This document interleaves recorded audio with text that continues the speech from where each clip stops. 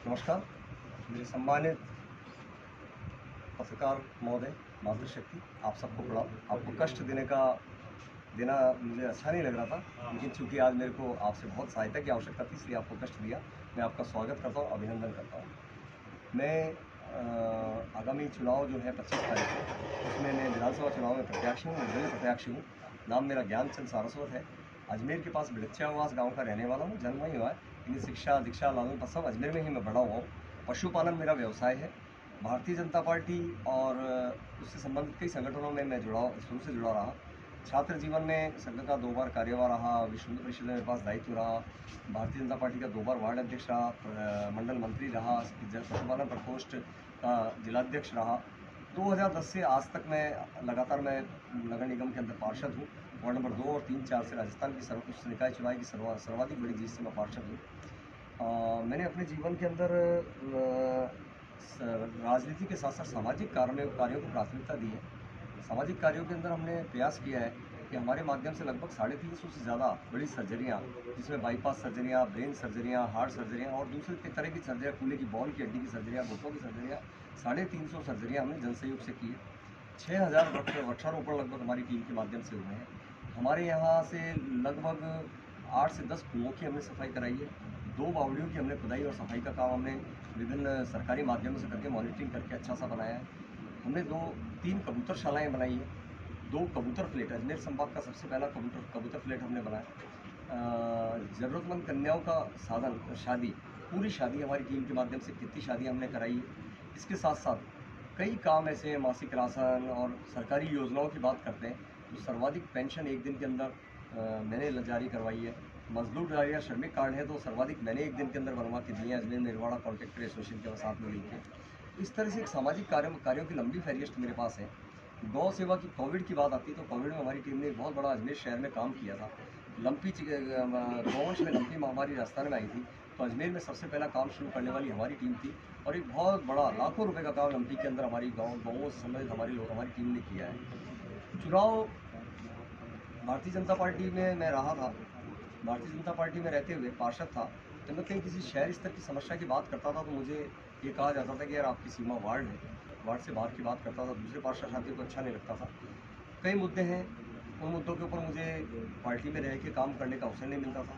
एक जब पूरा शहर कह रहा था, पूरी पार्टी कह रही थी कि चेहरा बदल दो, किसी भी जाति, किसी भी समाज और किसी भी व्यक्ति को टिकट दे दो, उसमें टिकट परिवर्तन चाहने वालों ने ये नहीं कहा था कि इस जाति को टिकट दो या मुझे टिकट दो। अंत में तो जाके सभी कहने लग गए थे कि किसी भी जाति और किसी भी धर्म के व्यक्ति को टिकट दे दो। लेकिन पार्टी ने नहीं सुनी तो जब 36 कौमों के साथ में मुझे समर्थन मिला और मुझे लोगों ने कहा कि चुनाव लड़ना चाहिए, तो 36 कौमों के आधार पर मैं साथ में मिलके मैं चुनाव लड़ रहा हूँ।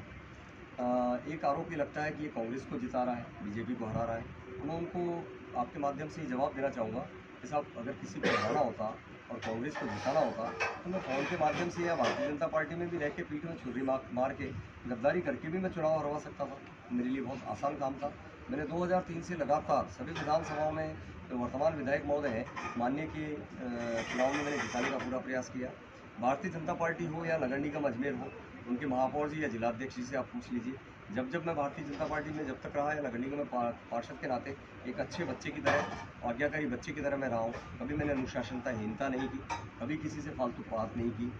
अब कल मेरे कुछ साथियों ने बताया कि साहब, माननीय विधायक महोदय ने आपके बारे में कुछ कहा है, तो उन्होंने ये कहा था कि साहब हमारे बराबर चल के दिखाएं। तो मैं साहब आपको बताना चाहूँगा कि साहब, मैं 2001 के अंदर एक पूरा मकान आके मेरे ऊपर गिरा था। मेरी रीढ़ की हड्डी 3 जगह से टूट गई थी। रीढ़ की हड्डी टूटने के बाद आदमी कभी खड़ा नहीं होता है, लेकिन साहब प्रभु की असीम कृपा और लोगों की दुआएं थी कि आज मैं चल रहा हूँ। मेरे पैर में कहीं चोट नहीं है, मैं उनसे भी तेज़ चल सकता हूँ। आज भी मैं 350 सीसी की मोटरसाइकिल बुलेट ही चलाता हूँ, आप लोगों ने सबने देखा होगा। पिछले 3 बार से मैं पार्षद हूँ। पार्षद के साथ साथ मैं गौ सेवा भी कर रहा हूँ।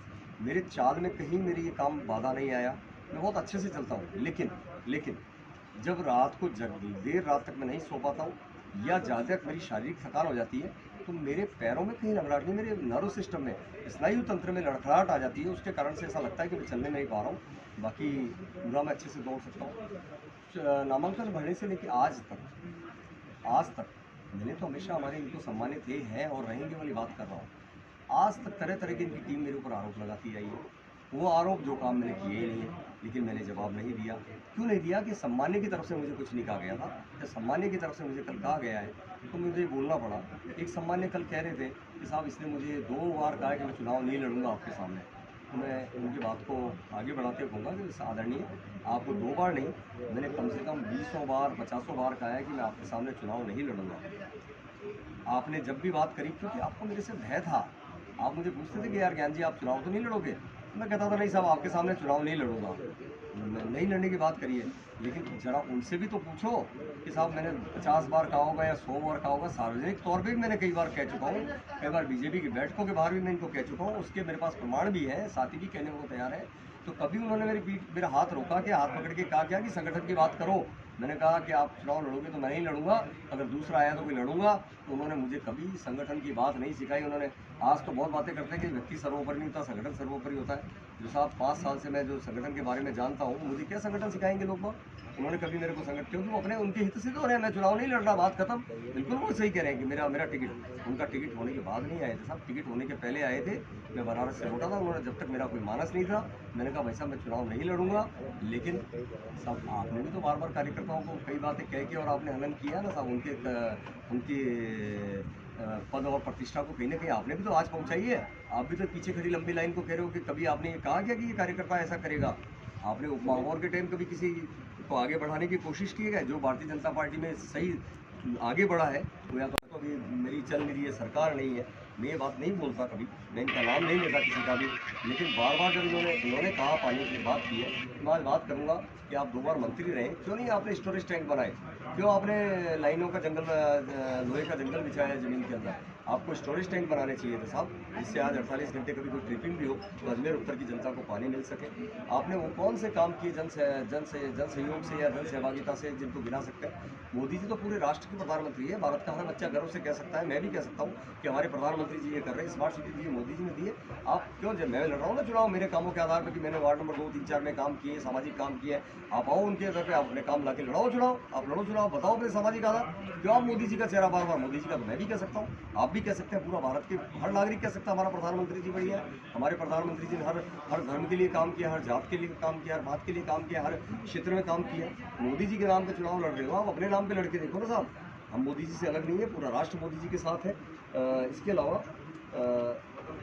मैं आज तीन बातें मैं बड़ी करने जा रहा हूँ आपके सामने। हो सकता है भविष्य में हमारे चुनाव में पार्टियाँ इसको अपना ले तो अच्छी बात है। पहला साहब कि एक ज़माना होता था जब निर्वाचन आयोग पर्चियाँ नहीं बांटता था, उस समय हाथ से बना के दोनों पार्टी के कार्यकर्ता पर्चियाँ बांटते थे। अब वो ज़माना गया और निर्वाचन आयोग के बूथ लेवल ऑफिसर्स हर घर घर पर्चियाँ पहुँचाते हैं। अगर बची हुई पर्चियाँ होती है तो उनकी जिम्मेदारी तय होती है कि पर्ची कैसे बटी, उनको काम बताना होता है। तो ऐसी परिस्थिति में लाखों रुपये पर्ची बनवाना, छपवाना, बंटवाना। तो साहब हमने एक, हमारे कार्यकर्ताओं ने, हमारी साथी कोर टीम ने घोषणा की है कि हम पर्ची नहीं बंटवाएंगे। बीएलओ के ऊपर हमें पूरा विश्वास है। नंबर 2, जब कैमरे लगे हैं, पुलिस व्यवस्था है, सीआरपीएफ की व्यवस्था है, होमगार्ड की व्यवस्था है, निर्वाचन आयोग के जो पीठासीन अधिकारी होते हैं बहुत जिम्मेदार और उनके पूरा शिकंजा रहता है, उसके बाद अपने पोलिंग एजेंट बिठा रहे हो। एक ठीक है, सरकारी जो प्रक्रिया पुरानी चली आ रही है, तो हमारी टीम कभी पोलिंग एजेंट नहीं बैठाएगी दोनों में। हम चाहें तो एक एक बूथ में 4-4 पोलिंग एजेंट बिठा सकते हैं। आपने कल की रैली में हमारे कार्यकर्ता देखे थे, वो बिना पेट्रोल डीजल भराए या किराए के नहीं थे, वो हमारे सारे साथी और कार्यकर्ता थे। हम 197 बूथ में दो आदमी बैठा सकते हैं, लेकिन चूंकि हमें ये कहीं ना कहीं सुधार का, नवाचार का काम करना है, तो हम पोलिंग एजेंट नहीं बैठाएंगे। तीसरी बात, चुनाव में प्रत्यक्ष रूप से तो नहीं, अप्रत्यक्ष रूप से कई बार बात सामने आती है कि साहब शराब का उपयोग हो रहा है, शराब बांटी जा रही है। हमारी टीम ने निश्चय किया है कि अजमेर उत्तर के अंदर एक बूंद भी शराब हमारे माध्यम से न बांध के किसी के जीवन को और किसी के परिवार को बर्बाद नहीं किया जाएगा। हमारे चुनाव में हम एक बूंद भी शराब की नहीं बांटेंगे, ये हमारे साथियों ने तय किया है। इसके साथ साथ अभी आप फाइसागर झील है, एक अंग्रेज इंजीनियर हुआ करते थे, इंजीनियर फाई, उनके आधार पे इस झील का नाम फाइसागर झील रखा था। आज आज़ादी के इतने साल बाद में भी आज एक अंग्रेज इंजीनियर के आधार पे फाइसागर झील का नाम रखा हुआ है। मेरे लेटर पेड पे, मेरे प्रस्ताव पे नगर निगम ने इसका नाम वरुण सागर, हमारे झूलेलाल जी के जो वरुण अवतार झूलेलाल जी हैं, उनके ऊपर इसका वरुण सागर जी इसका नाम रखने का प्रस्ताव पास किया है। और जल्दी भाई सागर जो गुलामी का नाम प्रतीत होता है, वो वरुण जी, भगवान वरुण देव के नाम के ऊपर इसका नाम घोषित होने वाला है। ये काम मैंने किया है। इसके साथ साथ पत्रकार सुरक्षा के बारे में तो सभी नेता बात करते हैं, लेकिन विधानसभा के अंदर इस बारे में कोई प्रबलता से नहीं बोलता। मैं ये जीतने के बाद मेरा प्रयास रहेगा कि विधानसभा में पत्रकार संरक्षण कानून की मैं बात करूँगा। मैं हाँ, एक ये कहते हैं साहब कच्ची बस्तियाँ अवैध है, इनको हटाया जाए। तो साहब कच्ची बस्तियाँ बनी भी तो आपके राज में थी, दोनों पार्टियों के राज में बनी थी। उनमें पानी बिजली के कनेक्शन और टेलीफोन के कनेक्शन तो आपके राज में मिले थे। क्यों उस समय ऑथराइज़ की गई आपने, क्यों उस समय आपने आपत्ति नहीं बताई? आज कच्ची बस्तियों को हटाने की आप बात कर रहे हैं, किसी को उजाड़ने की बात कर रहे हैं। मैं भी चाहूँगा कि अगर कोई गलत बना हुआ है तो उसको हटाना चाहिए, लेकिन हटाने की बात और तोड़ने की बात नहीं करूँगा। अजमेर विकास प्राधिकरण और अन्य एजेंसियाँ गरीबों के लिए और खानाबदोशों के लिए आवास बनाती है, वेलफेयर हाउस बनाती है। अजमेर में कई जगह झलकारी बाई उद्यान के पास पहाड़गंज साइड, सासी बस्ती के साइड में ऐसे आवास बने हुए हैं। ऐसे आवास क्यों नहीं बनाती है साहब? क्यों अजमेर जब स्लम फ्री सिटी घोषित हो चुका है कई सालों पहले, आज पुष्कर और विश्राम स्थली पर क्यों नहीं ऐसे खानाबदोश रह रहे हैं?